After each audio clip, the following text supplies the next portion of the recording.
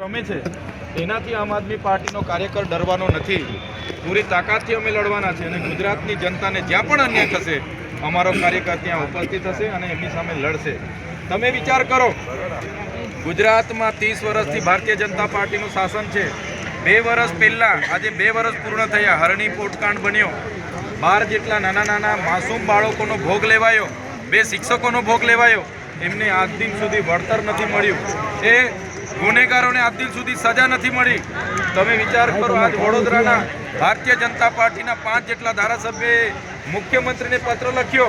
એમણે કીધું કે આપણી સરકારમાં એક સામાન્ય નાગરિકને પોતાનું કામ કરાવવા માટે જ્યારે જંગ લડવો પડતો હોય એ પ્રકારે જવું પડે છે અને લડવું પડે છે, ત્યારે આ ભારતીય જનતા પાર્ટીમાં પોતાના ધારાસભ્યનું ના કોઈ સાંભળતું હોય તો સામાન્ય જનતાનું તો કોણ સાંભળશે?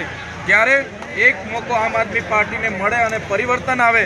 તમામ વર્ગના લોકોના કામો જે પેન્ડિંગ હશે તે તમામ વર્ગના કામો થશે, એ વિશ્વાસ અમે આજની કાર્યકર્તા સંમેલનમાં આપીએ છીએ।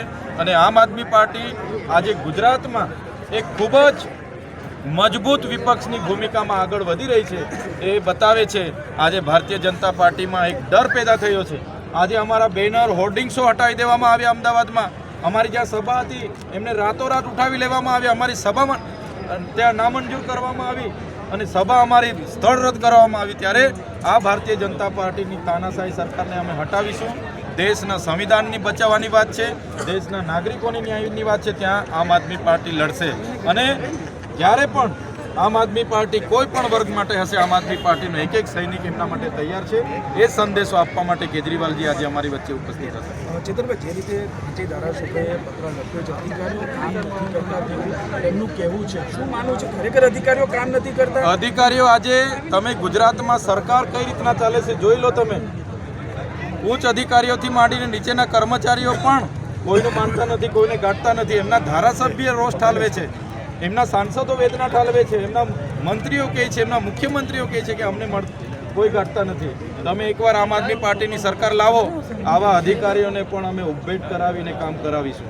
જનતાના કામ માટે સંવિધાનમાંથી મળેલા અધિકારોનો ઉપયોગ કરીને જનતાને ન્યાય મળશે એ કરીશું અમે। એને આવી અધિકારશાહી, નોકરશાહી અમે સાખી નથી લેવાના। આવનારા દિવસોમાં આમ આદમી પાર્ટી એ મુદ્દાને લઈને આવનારી વિધાનસભામાં જડબે તલાક આ સરકારને ઘેરવાની છે। એટલે ચિત્રભાઈ, આપ સમજો છો 5 ધારાસભ્ય જે પત્ર લખ્યો છે, આપ એમના સમર્થનમાં છો? જે ધારાસભ્યએ પત્ર લખ્યો છે એમની વેદના એમણે ઠાલવી છે। અમે પણ ધારાસભ્ય છે, તમે જોતા હશો, કલેક્ટર હોય, ડીડીઓ હોય, એસપી હોય, અમે કામ કરાવીએ છીએ અને નહીં કરે તો એમને પણ અમે પ્રતિનિધિ કોણ છે, જનતાની તાકાત શું છે, પ્રજાની તાકાત શું છે અમે બતાવી દઈશું। તમે જોઈ લેજો, આવનારા દિવસોમાં આમ આદમી પાર્ટીની સરકાર બનશે, નાનામાં નાના લોકોનું કામ અમે કરીશું। અમે એવા અધિકારીઓને પણ તે સમય એમના પણ હિસાબ કિતાબ અમારી સરકારમાં અમે કરીશું। ચેતર સાહેબ, ચેતર સાહેબ, ચેતર સાહેબ, સાહેબ,